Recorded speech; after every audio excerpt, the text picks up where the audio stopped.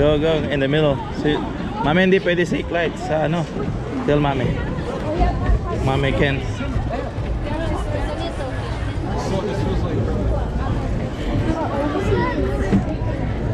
Yeah, finally for 1 hour. Nakasakay din kami within 1 hour. Ang tagal na antay namin.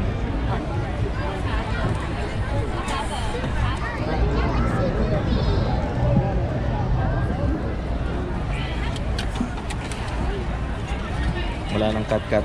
Dire-diretso na. Haba ng pila, guys.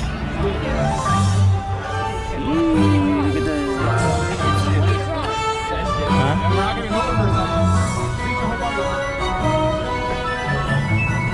Good afternoon, everybody, and welcome aboard the Universal Studio Tour. Make sure you're moving all the way to the right-hand side for me so we can see how many available seats we got. If you end up sitting on the left, watch your arms and legs when those gates start to close. We don't want to start the tour with a pinched finger now, do we?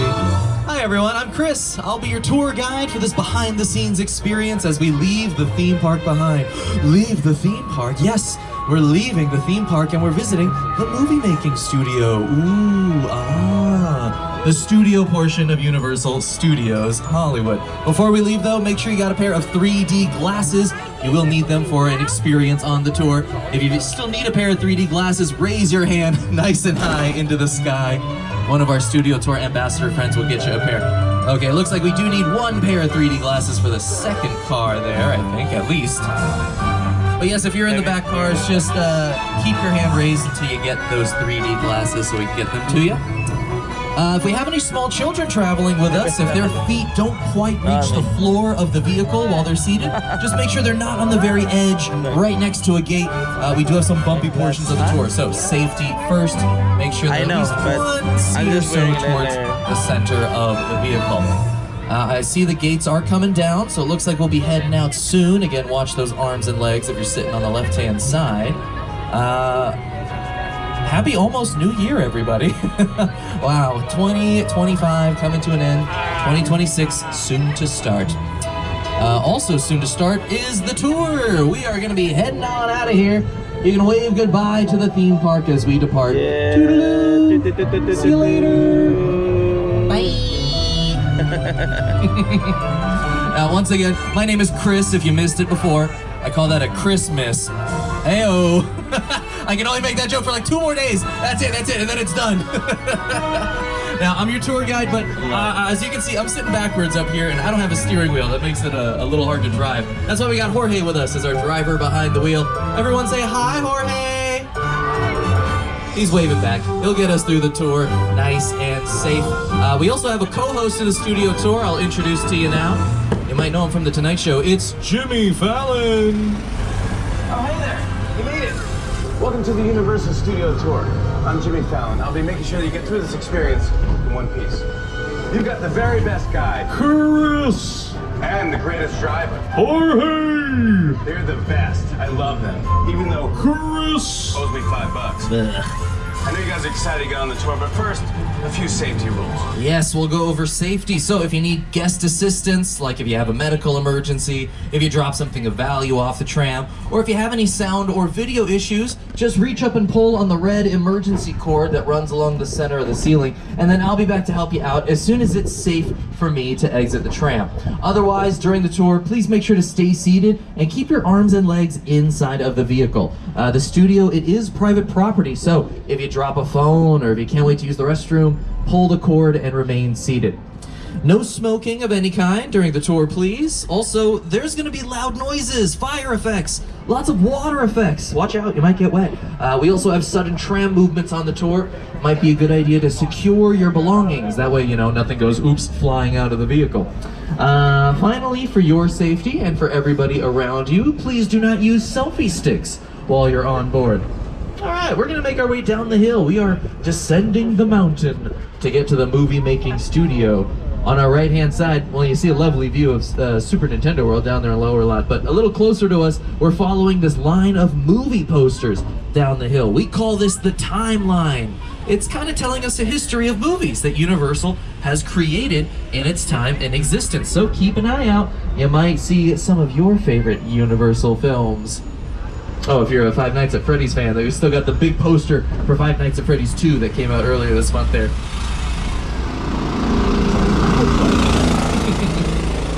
Now on the left-hand side, all this construction that you see, this is for the Fast and the Furious Hollywood Drift. So behind these big walls, that's where the roller coaster is going to be zipping along the tracks. We're just going to hear screaming when it's open next year in 2026. You know, just as they zoom on by. Oh, there's Back to the Future on the right-hand side. That's one of my favorites from Universal. Now, on the right-hand side, we'll take a break in the timeline for a moment as we pass by our fire station. This is a real fire station because we are in a real city. We're in Universal City right now. So we have our own fire station, and we even have our own zip code. Now, Universal, it opened, a little history lesson here, it opened as a movie studio and as a city way back on March 15th, 1915. That's a long time. So Universal has been here for 110 years. This was Universal's 110th birthday earlier this year. So that's over a century plus a decade of filmmaking that's been going on at this location. Pretty impressive. Oh, there's the Grinch on the right-hand side. Jim Carrey's How the Grinch Stole Christmas. How fun. Now we have made it to the 2000s, so we're starting to see some more recent films, more and more recent films on the timeline. Pretty soon, I think we'll see Super Mario's favorite movie on the left, the 2008 film, Mamma Mia. A little joke for all the Nintendo fans on board. Oh, speaking of Mario, at the bottom of the timeline, the second to last movie is the first Super Mario Brothers movie. The only one after it is Oppenheimer, which is the 11th Universal movie to win Best Picture at the Oscars.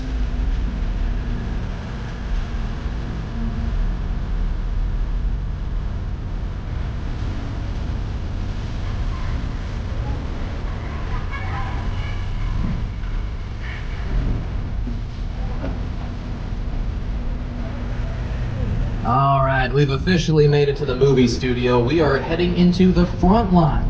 This is where most of Universal's sound stages are located. That's what these buildings on the left are, sound stages. They're basically giant soundproofed warehouses that filmmakers can build whatever sets, whatever scenery, whatever decorations that they need for their production. Now, most of the time, sound stages are used for the inside scenes. So let's say you're watching a movie and it's taking place inside of a house or a school or, I don't know, a spaceship. If it's science fiction, you know, chances are that set would have been built and filmed inside of a sound stage. Now, the sound stages at Universal, they've been used in television shows like Hacks on HBO Max. That's a TV show starring Gene Smart and Hannah Einbinder. They both won Emmy Awards for the 4th season of Hacks earlier this year, and there is a 5th season being filmed these days. We also see Soundstage 14 on the left-hand side. That was used by the television show Bel-Air up until earlier this year. Bel-Air is the remake of The Fresh Prince of Bel-Air, starring Jabari Banks and Ollie Sholatin. Their 4th and final season premiered on Peacock back in November. So the Soundstage 14 on the left, this is where Bel-Air had their academy sets built. So whenever they were inside the school they were attending, that was filmed inside of Soundstage 14. 14 is also where the Grinch's mountaintop lair was built in the Jim Carrey How the Grinch Stole Christmas movie. So all those scenes where he's kind of getting ready to steal Christmas, that's all happening inside of Soundstage 14. But going back to television, many of NBC's television shows can be found streaming on Peacock, the NBC streaming service. That's also where you can find shows like The Paper. Hi, Studio Tour! We're here on the lot where we film The Paper, which follows our characters' day-to-day lives as employees of a struggling newspaper, the Toledo Truth-Teller. That's right. Unlike many other TV shows, The Paper uses multiple cameras and a variety of shot types and movements to give our show a true documentary feel. Because the camera is always around whenever we're on the set. It's important that we stay in character. Hey, Oscar, what's your favorite part of working on the lot? I wasn't expecting you to ask me that question. You know what? I love being around talented, wonderful, hilarious people. I also get to work with Chelsea Fry. How about you, Chelsea? What's your favorite? Oh, I love waving to the trams. Oh.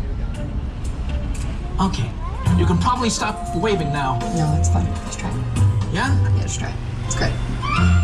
Maybe we can practice waving and wave to our left-hand side at Ted the Teddy Bear. Hi, Ted! Happy almost New Year. He's from the Ted movies and the Ted television show. Ted does have his own TV show with the second season coming soon to Peacock. Written and directed by Seth MacFarlane. See what I did there?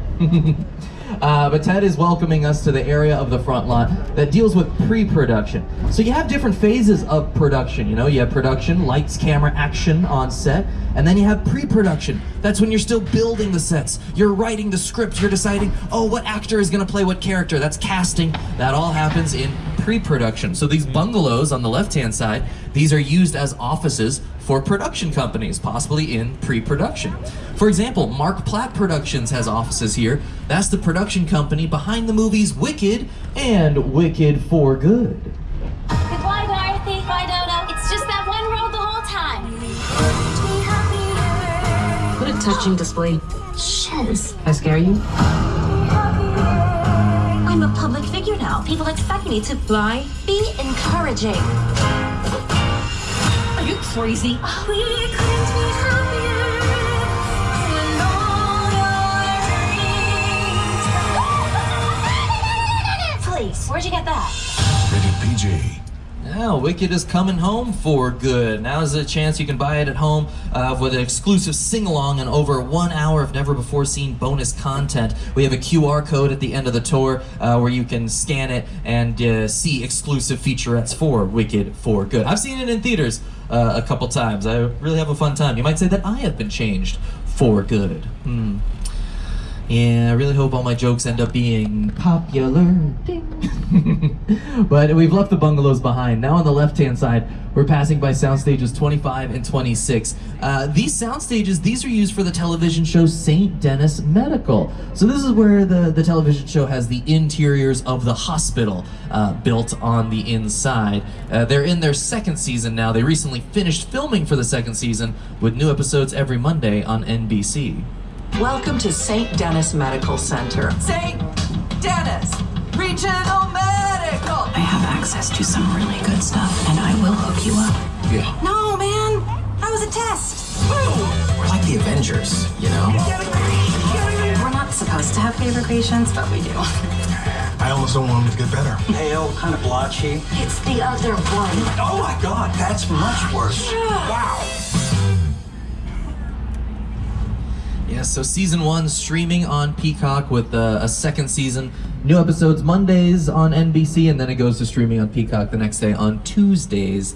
So it's a really fun time. If you haven't seen it before, if you're a big fan of Superstore, the TV show with America Ferrera, you know, about staff of a supermarket store, the same creators of that show made St. Denis Medical. It stars David Alan Grier, Wendy McClendon-Covey, Allison Tolman. If you saw the show Jury Duty on Hulu, Mecky Leeper is in that show. He's also plays a new nurse in St. Denis Medical. So definitely check it out if you're interested. It's another mockumentary style TV show. So with mockumentary, you know, it's a mock documentary, you know, fake documentary. It's similar to The Office, Parks and Recreation, Superstore. It's that style of television show, but now it's about a hospital staff. So a little bit of a medical comedy in the form of a mockumentary. So you get their little interviews so they can really tell you what they think, you know. Yes, subtext not as needed because they can just straight up say what they think.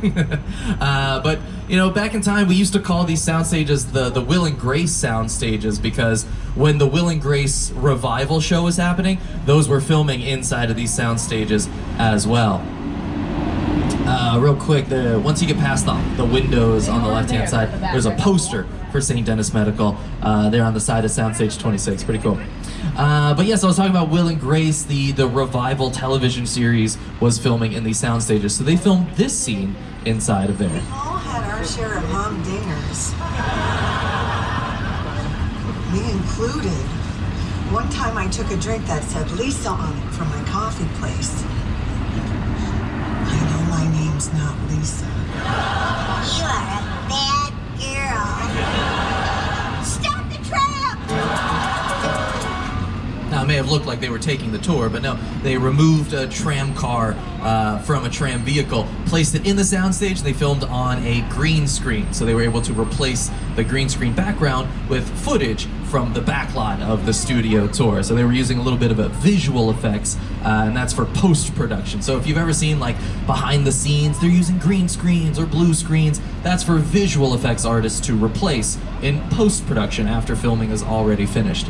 But yeah, I mentioned that they replaced that green screen with the backlot. Once we leave these sound stages, we're gonna leave the front lot behind. We're gonna make our way into the back lot, which is where Universal has its outside sets for exterior filming. So if you want to look like you're filming in a big city, for example, you might film in the Metropolitan sets. Now, our Metropolitan sets, our big city sets, they are being used by a feature film these days. So as we go by, you might see signs saying closed set crew only. I think car 1, you can even see that sign there. But if you're in car 1 or 2, you look down the street to your left, you might notice like the stoplights at the end of the buildings there. Yeah, it's part of the decoration for the Metropolitan set. So once we actually move forward, you'll be able to see into them.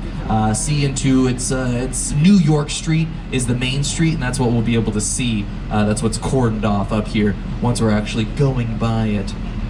But yeah, pretty cool. So the back, like I said, the insides of buildings, inside scenes, interior scenes, typically those are filmed in sound stages, while exterior scenes, you know, the outside scenes, would be filmed in the back lot. So the interior of the hospital for St. Denis Medical, those are inside the sound stages that we're parked next to on the left, but the outside, the entrance of the hospital, that is inside of our Metropolitan sets.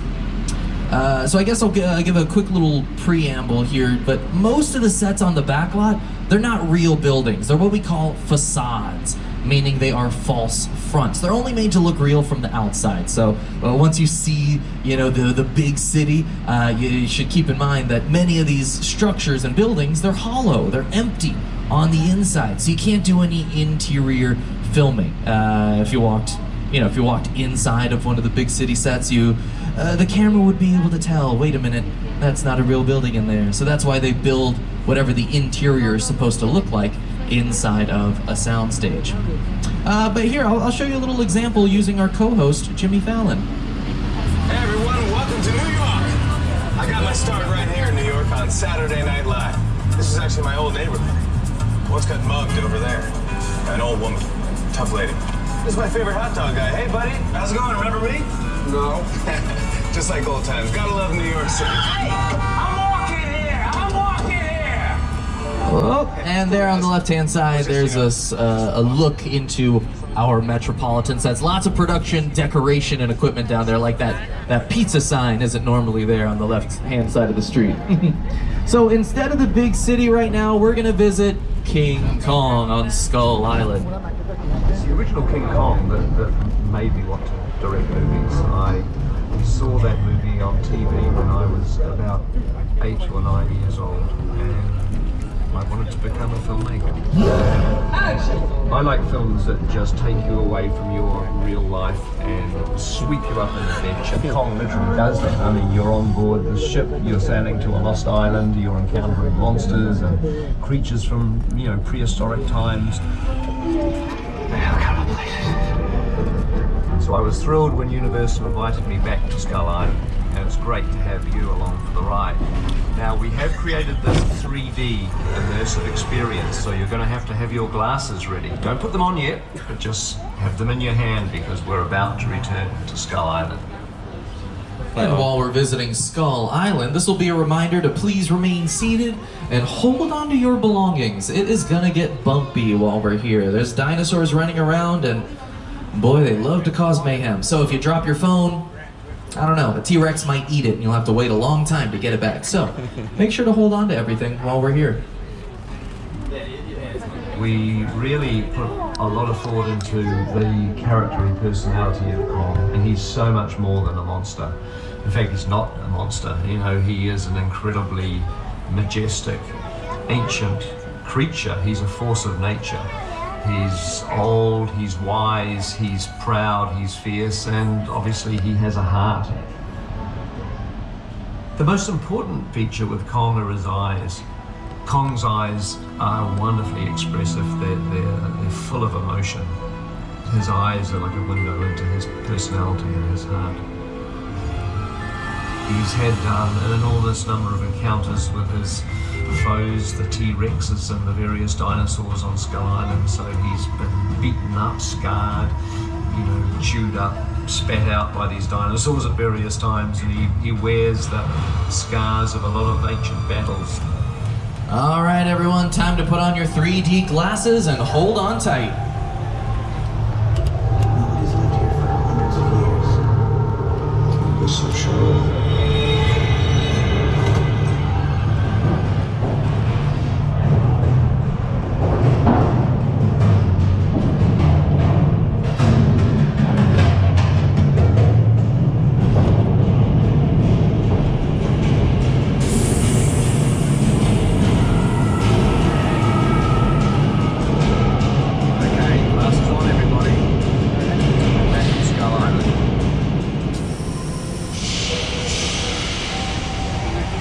Whoa.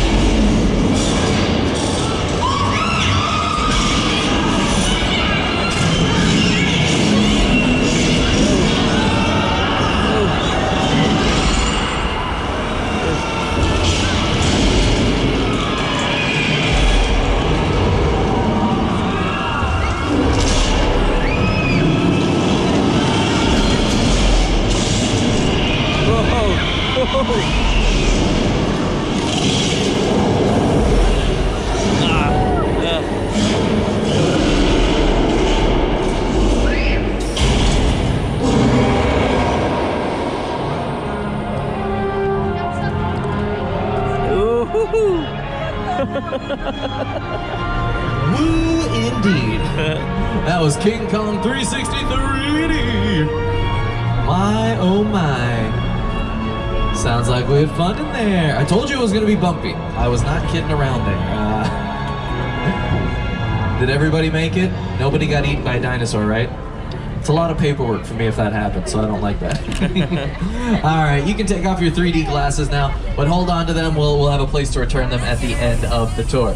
So King Kong 360 3D, that was brought to us by Peter Jackson. He's the director of the 2005 King Kong, also the director of the Lord of the Rings movies. Now the visual effects on the inside, the dinosaurs, King Kong, those were created by Weta Effects, the visual effects company. They used to be known as Weta Digital, nowadays they're known as Weta Effects. We also had water effects in there, so some of us might have gotten a little Weta while we were there.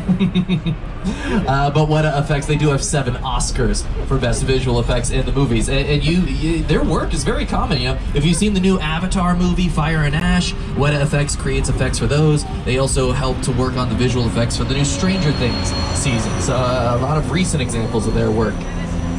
Now, we're leaving King Kong behind. We're heading back into the back lot. We're going to circle around the outside of the Metropolitan sets. But we see some of the vehicles parked out here nearby. Some of these are production trucks. Some of them are picture cars that are being used for the feature film. So some of them look a little dirty. You have to wonder if something major happened, kicking up a lot of dirt in the film, making those vehicles look pretty dirty.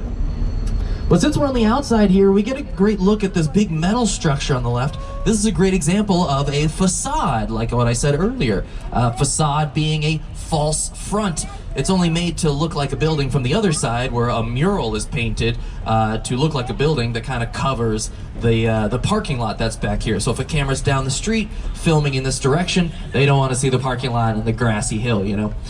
But once you pass by the metal structure, you start to see more of the three-dimensional buildings, some production equipment with those cranes there. But again, reminder, these buildings also mostly hollow. They are more facades.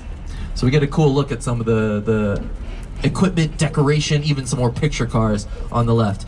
But on the right-hand side, quickly I'll point out our big monster mural here. The big piece of artwork that celebrates Universal's history of monster movies. You might think of lots of those classic black and white monster films like Dracula, Frankenstein. Many of those films were, in fact, Universal monster films. So we do have a reputation back in the 1930s of being the monster movie studio. But back to the left-hand side, we're passing some of our backlot sound stages like 30 and 31. If you're a fan of The Voice, maybe you watched their live finale a couple weeks ago. They film inside of sound stages 30 and 31. Snoop Dogg, Niall Horan, Reba McEntire, those were a few of the coaches this past season of The Voice.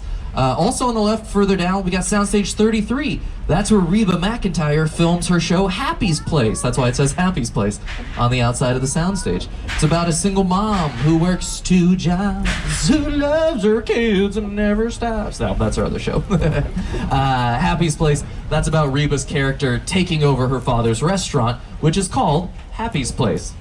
Hey there, I'm Reba McEntire, and welcome to Happy's Place. We shoot our heartfelt comedy right here on the Universal lot. Now, unlike most TV shows, we are a multi-camera sitcom, meaning several cameras capture every scene from a different angle, all at the same time. Each episode takes about a week to make, from the first read-through of the script to rehearsals to taping in front of a live studio audience. And let me tell you, every step is a blast. Enjoy the ride, and we'll see you at Happy's Place. Yoo-hoo! I'm starting to sweat over there. Just thinking about it. The men are the ones who's supposed to ask the women out. That hasn't been true for 30 years. I haven't dated in 30 years. Happy's Place, Friday on NBC and Peacock. Yeah, it's another show that's in its second season, so there's new episodes of season 2 every Friday, and then it'll go to Peacock the following day. But as we leave Happy's Place behind, we're gonna find ourselves in another place. We're entering Little Europe. These are Universal's European sets. Little Europe, once upon a time, was a bit of a scary place because many of those classic monsters that I mentioned before, like Dracula, played by Bela Lugosi, or The Wolfman, played by Lon Chaney, many of those monster movies filmed in Little Europe. These were those European locales for those classic films. So yes, I would consider it to have been a bit of a scary place, but this place was also the good place. You, Ellen Shellstrop. Welcome. Cool. This location, the afterlife, come on. I've never ever seen this. You're in the good place. I'm not supposed to be here. I can't risk going to the bad place. Okay, well, maybe it's not all that bad. Hi there. How can I help you? What is the bad place like? Well, it doesn't sound awesome. Yeah, The Bad Place does not sound awesome. But The Good Place is. All 4 seasons of it still available on Netflix. That scene we were just watching, the frozen yogurt shop scene where they were like, oh, what's a bad place sound like? That was filmed on the left here. Car 2, you're right next to those blue doors. That fork in the road is where that frozen yogurt shop scene was filmed. Actually, if you went up, we're going up the right-hand side of the fork in the road right now, but if you went up the left-hand side, you would arrive at the blacksmith shop from Pirates of the Caribbean, where Orlando Bloom and Jack Sparrow have their little sword fight. I should say Will Turner and Jack Sparrow. Don't mix the actor and the character names, that would be funny. But real quick about The Good Place, on the left-hand side, that railway station, you might recognize it if you have seen The Good Place before. But now on the right-hand side, we got this open courtyard area. We call this the Court of Miracles. And that got its name from the Universal Hunchback of Notre Dame movie. Yeah, you might think of when you think of Hunchback of Notre Dame, you might think of, the animated Disney film. But Universal had a Hunchback of Notre Dame film, which was a black and white movie that released in 1923. 102 years ago. That's so long ago. That's a lot of history since then. But the Court of Miracles, that's the kind of place you would expect an angry mob to gather in a monster movie. What is it now? The monster. He's in the woods. Get out the bloodhounds. Raise all the men you can, lock the women indoors, and wait for me. Are you ready? Take your torches and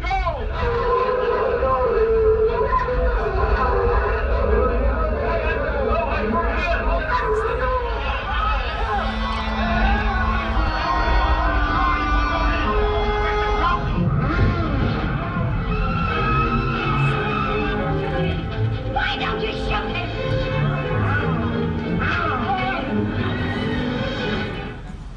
Lots of angry mobs in the Frankenstein films, huh?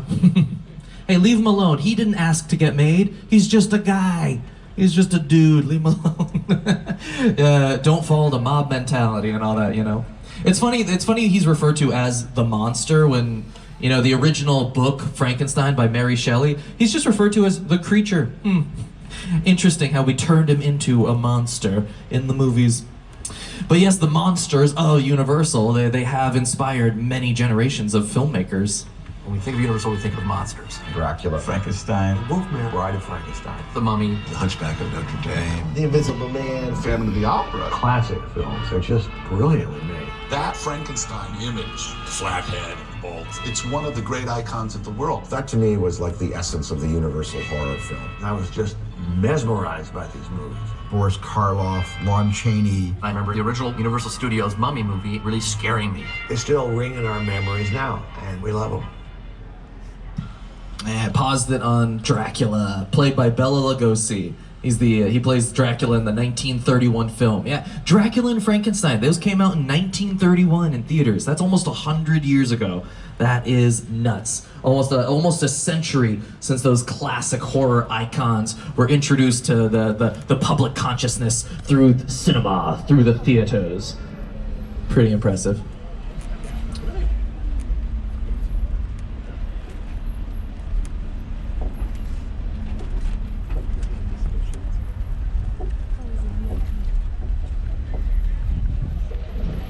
Also, interestingly, that video we just watched, that always reminds me that a lot of the movies I watched when I was younger, they were in fact inspired by Universal films. You know, like I already mentioned Hunchback of Notre Dame. I always think of the Disney one. There's also the Mummy movies. I always think of the Brendan Fraser Mummy movies, you know, with Brendan Fraser, Rachel Weisz. Those are classics to me. I read that they're in pre-production for a new Mummy movie with Rachel Weisz and Brendan Fraser, so I'm looking forward to that one. And then, Phantom of the Opera. You know, there was a classic black and white Phantom of the Opera from Universal. We always think of, or at least I tend to think of, the Broadway musical one, or the 2004 Phantom of the Opera movie with, get this, Gerard Butler as the Phantom. Not somebody who I think of for musical theater these days. You know, you saw Gerard Butler in How to Train Your Dragon earlier this year, over the summer. It's funny to think that, 21 years ago, he was the Phantom of the Opera with the mask and everything. So cool. Patrick Wilson also was in that movie, who you might know from, the Conjuring movies. And then, of course, Emmy Rossum rounds out that trio of performers. So much fun. Anyway, back to where we are on the tour. We passed by Little Europe. We're still kind of on the outside of it. On the right-hand side, we see some of the outside where it still looks like, it could be a European villa there on the right-hand side. Well, on the left-hand side, Cars 3 and 4, you're still next to a lot of construction back there on the left-hand side. There is a television show that has been prepping for filming in the new year. So all of the construction back there, that's new. Like a month ago, that structure, that area with the dirt in there, that's all new. That used to be just a backyard for this house that Cars 1 and 2 were closer to the front of, and you can see it looks a little different than like 50 feet back that way. So we call this the Denver house. It's like a quaint suburban, American home. In the past, it's been a practical set where most of the backlot are facades. They're false fronts. They're not real buildings. But the Denver house, that was a practical set where it is built to look like a house on the outside and on the inside. So where all that dirt is now, it used to be a backyard with grass and a tree and even a fence there. But that's all been converted for this new television show coming up. So as we pull around to the front, you see that it looks a little different. It's interesting how the world is around the corner on a studio lot like Universal, because You can be in front of a nice suburban home, the Denver house, and then you just keep following the street, and all of a sudden you've walked into Europe. That's funny.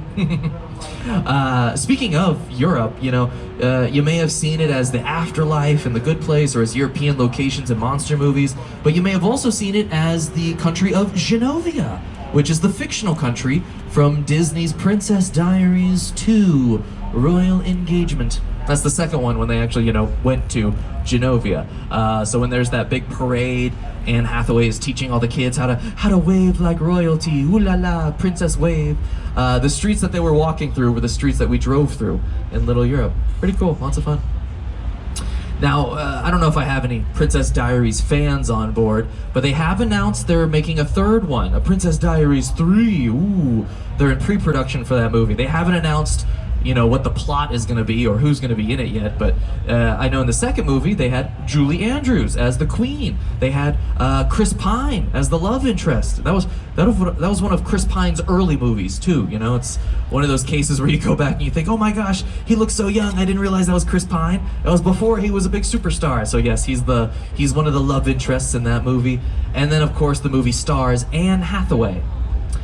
And the pathway has brought us up to Soundstage 50 here. The soundstage, we're going to be heading inside because the production using it, they're not filming it until the new year, so they gave us permission to go inside, take a look at their sets. But while we're waiting, I will remind you that the studio is private property. If you drop your phone or if you can't wait to use the restroom, just pull that red emergency cord to get my attention, and then I'll be back to help you out. Otherwise, please remain seated. Yeah, we're at about the halfway mark of the tour, I would say. So, while we wait for our turn to head in the soundstage, why don't we see a little more from Universal's history of horror.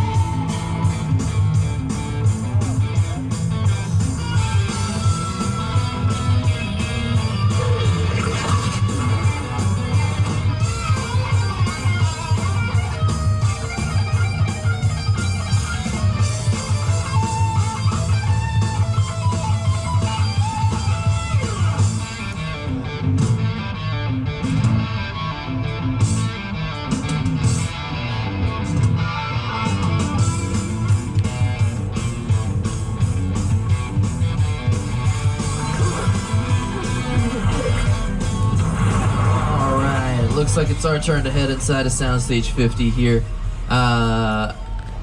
You know what? Again, a reminder to remain seated and also hold on to your belongings because there's no crew here today, so there isn't a PA or a production assistant who's running around who could pick up any dropped items. So hold on to everything while we're here.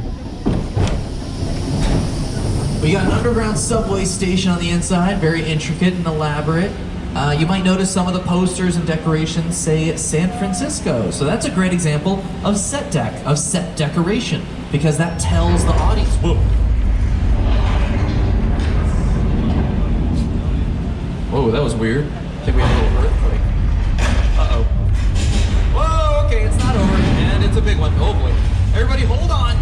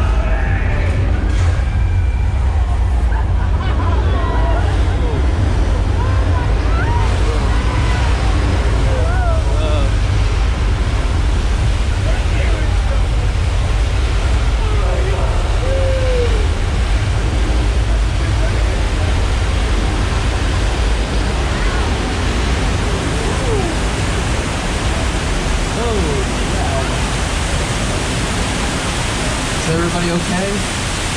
Yeah? Maybe a little shaken up after that one? Yeah, me too. That's how I like my tours. Shaken, not stirred. Well, good job, everybody. You made it through Earthquake, the big one. That is a simulated earthquake that we've had on the tour since 1989. So, for 36 years now, you could say we've been shaking up the tour. I did say it was a filmmaking set when we were first going inside, but I lied. Or no, we're at a movie studio. I didn't lie. I was acting. Yes. Oh, acting. Give us an Oscar. But Earthquake's been on the tour for a while, but our next destination has been here even longer. We're heading to Amity Island from the Steven Spielberg movie, Jaws. Now, the beach is still closed, so everybody remains seated. We did have a shark attack, but... Oh, wait, it looks like they caught the shark in front of the hotel there. Yeah, they got the...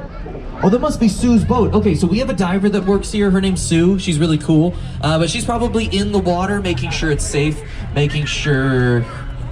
Uh-oh, is there a second shark in the water? Anybody else see that fin out there in the water? Oh, there's Sue. Hey, Sue, you might want to swim back to your boat. I think we saw a shark in the water. Sue, hit it in the nose. Hit it in the nose, and then get back to the... Oh, nose. Okay, well... Now everyone definitely remains seated because I think Sue just got turned into sushi.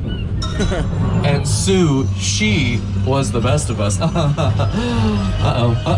the shark is taking the pier back there. Oh boy.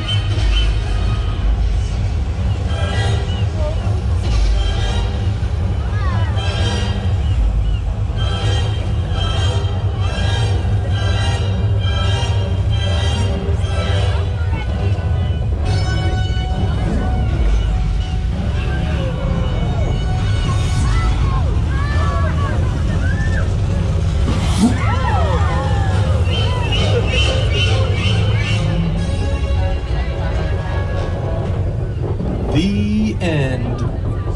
Or should I say, fin? Because it's a...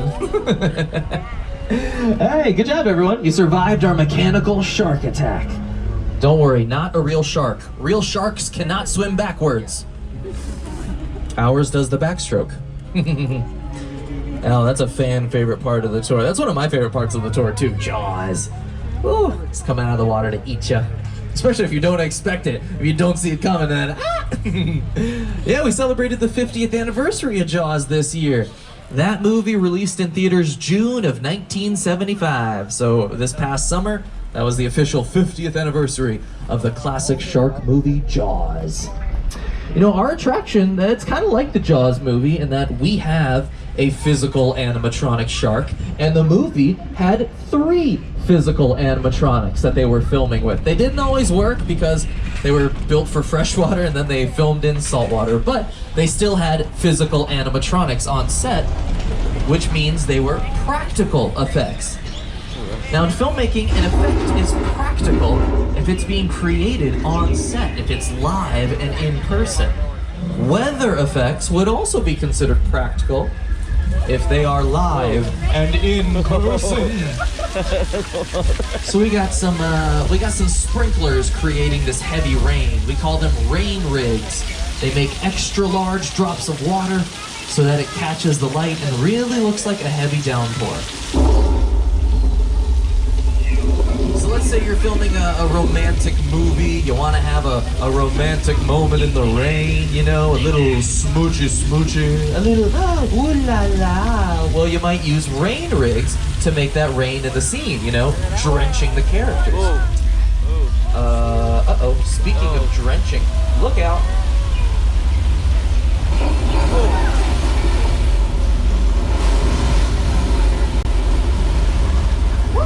Watch out for the flash flood, everybody! I think we left the water running too long. Kids, that's why you turn the water off when you brush your teeth. Yeah, you don't want a flash flood in your bathroom.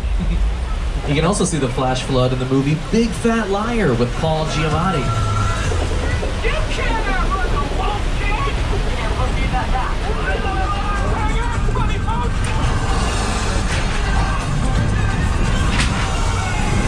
Flash flood that's a part of this backlot area we call Old Mexico. So in addition to Big Fat Liar, Old Mexico has been seen in movies like Nacho Libre and The Three Amigos, or maybe you saw the TV show version of Westworld when it was on HBO Max. Well, the old Westworld was filming in Old Mexico during the first 2 seasons, back when the show was still in the Western theme park with all the cowboy robots like James Marsden. Speaking of westerns and cowboys, we're now making our way into Universal's Western sets. Welcome to 6 Points.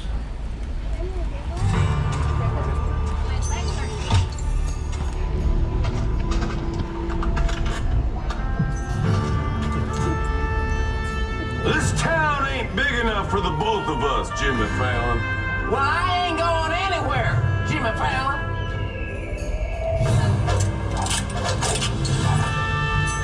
Now look here.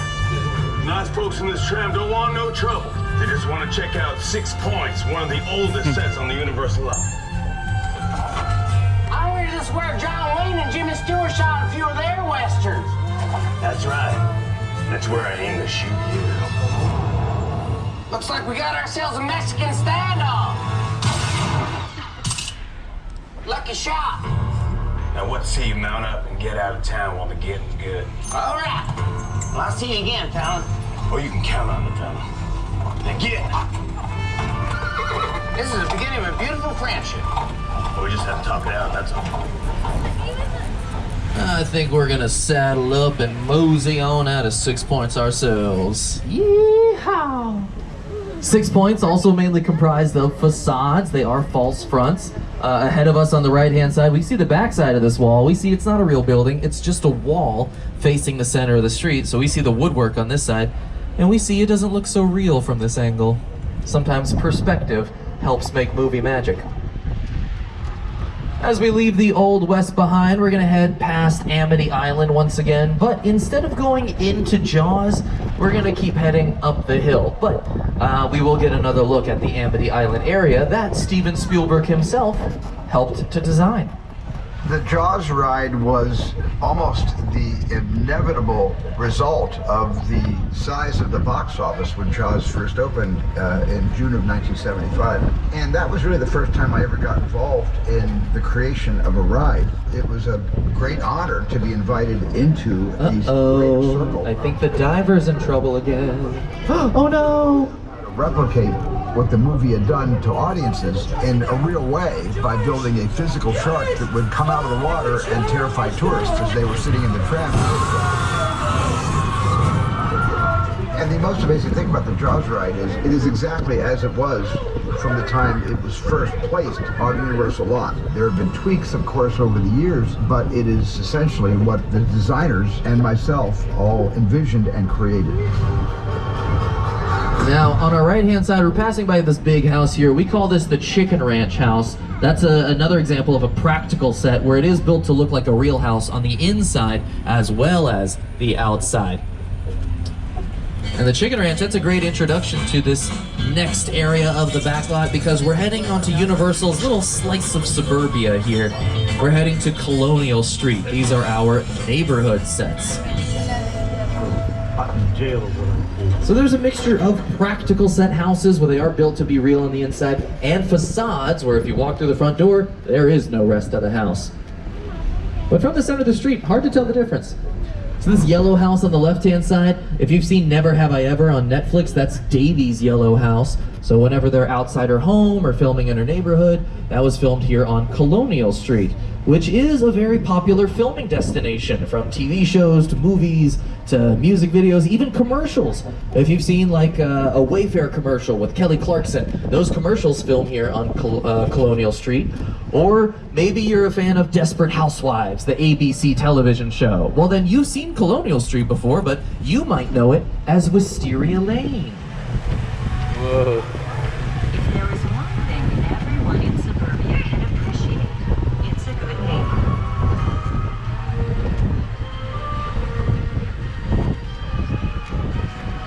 So what the heck? Let's move that.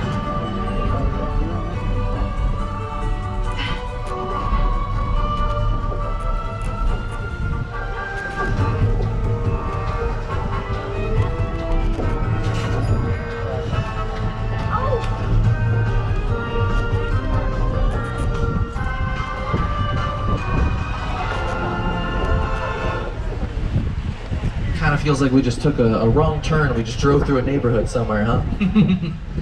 Yeah, we have a fun little neighborhood sets here.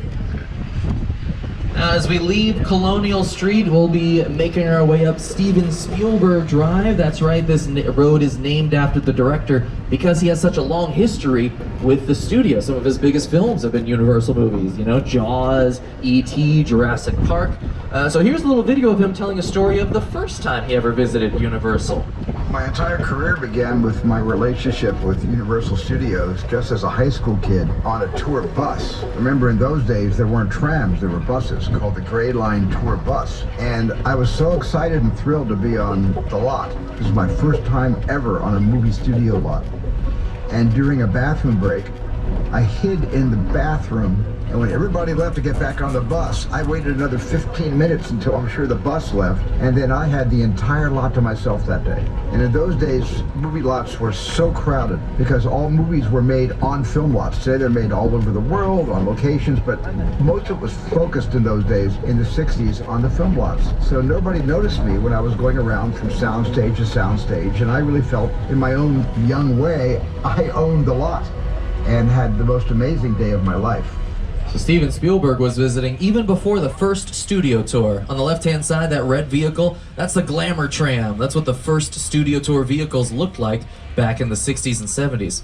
But the Glamour Tram is a part of this area of picture cars, which are the vehicles that you see in movies and TV shows. So you might recognize some of these vehicles as we head on through.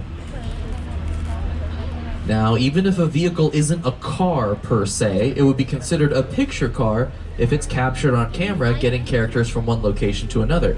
So a picture car could even be a robot in disguise. At the end on the left, we got a couple Transformers.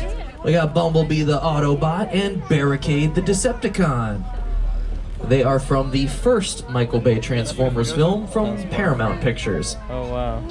Speaking of barricade, we might want to barricade the tram as we pass the Bates Motel. Oh, and I think that's Norman Bates on the porch. He runs the place, that's his name on the sign. We all go a little mad sometimes. What's he doing? I don't know, maybe he's taking care of a guest inside or something? I don't know. What is that? Oh no. Oh, he really took care of that guest. Yay. Well, everybody, maybe if we're just really quiet, he won't realize we're here. He won't realize that we saw, hey Norman, we didn't see anything. No. We can keep a secret? Right? What are you reaching for? Who are you pointing at? What? A knife? No! Norman, no, you're gonna scare the guests. What are you doing?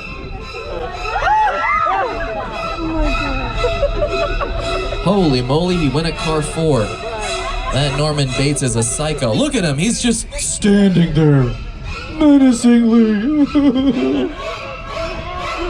Alright, well, wave goodbye. Bye, Norman. We're gonna visit your house.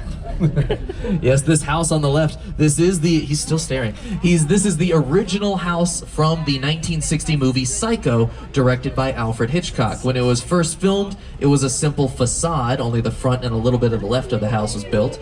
But since then, the house has been completed on the outside only. So these days, we call it a shell, because the outside is finished, but the inside is still empty. Yeah, the interior decoration of the house is a little plain for my taste. Speaking of plain, we do have an airplane on the back lot. This is a real airplane that was purchased and destroyed for Steven Spielberg's 2005 film, War of the Worlds. The airplane crash site set is a perfect example of a set that is all designed around a vision that Steven had. When you first began to sit down to talk about War of the Worlds, I thought, what if the 747 goes down right in a big neighborhood? Because it's just something you don't see. You're doing good. You're doing good. Listen, I want you to close your eyes, okay? Down close.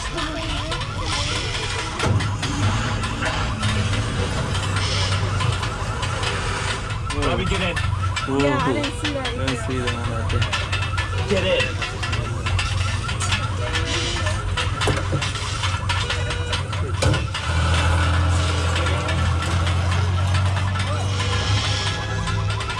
Yes, this plane came from the Mojave Desert Aircraft Graveyard up north, and then it was brought to the lot to be a co-star for Tom Cruise. So what do you say we cruise on out of here? I'll let everybody know we're less than 10 minutes from the end of the tour, so we'll head back to the theme park pretty soon. If you need any assistance, again, please use that red emergency cord to get my attention, and then I will come back to help you out. Now, we leave one alien threat with War of the Worlds, but we're heading right to another one. We're heading to Jupiter's Claim from the Jordan Peele movie, Nope. Movie magic only happens when a team of collaborators, often in the hundreds, work together to take an impossible notion and bring it to life. This is Jupiter's Claim, a nostalgic, small-time Southern California amusement park owned by former child star Ricky Jupe Park.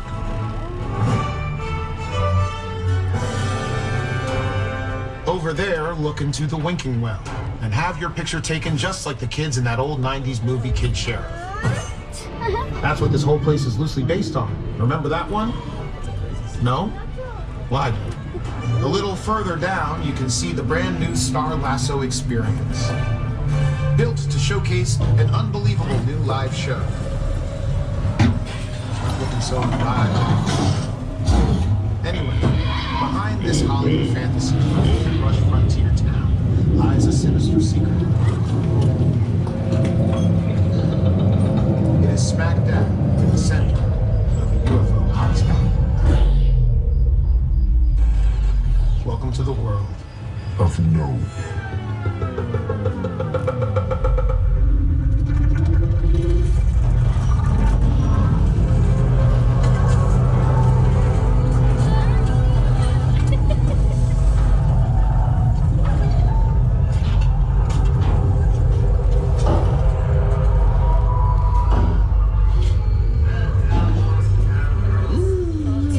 Unsettling in Jupiter's Claim, so you want to stick around?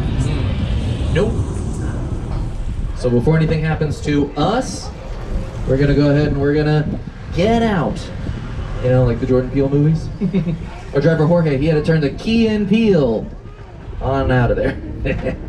But now that we've left Jupiter's Claim, on the right-hand side, we're passing by Falls Lake. Falls Lake consists of this big pit behind the production vehicles and the big blue screen backdrop ahead of us on the right-hand side.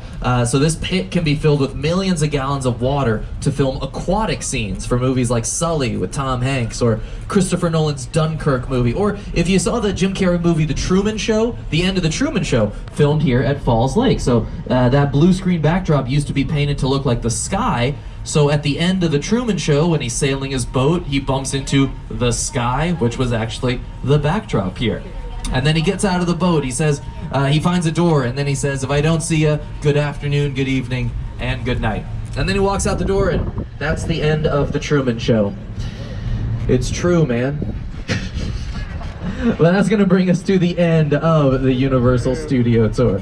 So thank you so much for spending parts of your day with us, everybody. I hope you had fun. Hope you enjoyed yourselves. Universal's been making movie magic here for 110 years now. So I hope on the tour, whether it was visiting the afterlife in Little Europe, or maybe you just really enjoyed Jaws, I hope you also experienced some movie magic with us today. My name is Chris. I've been your tour guide for this behind-the-scenes experience. We had Jorge with us as our driver behind the wheel. Thank you, Jorge, for getting us through the studio nice and safe. Oh, you got some fans back there. They're cheering for Jorge, yeah! Yes, thank you so much. Without Jorge, we would have walked, and that's like 400 acres. That's too much walking for me. It's a little warm today. Also, I want to say thank you to all the annual pass members on board who come back, who take the tour again and again. Every day is different on the tour. You never know who or what you're gonna see, because different productions are filming at different times. Right now we got a big movie filming in our Metropolitan sets. Maybe in a couple months they're finished and we drive down the street again. So really, you never know what's going on any particular week here. So if you'd like to become a pass member, come back some other time, take a different tour, you can upgrade your ticket at the box office towards the front of the park.